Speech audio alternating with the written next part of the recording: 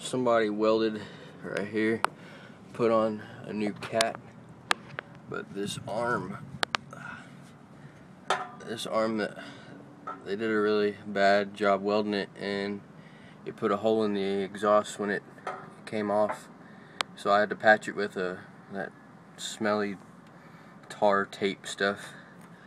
But I'm already getting a bad reading on the cat, and it's hanging down, and it bangs my skid plate.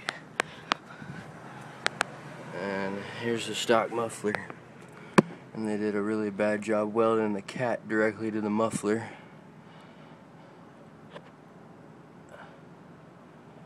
And then it just goes back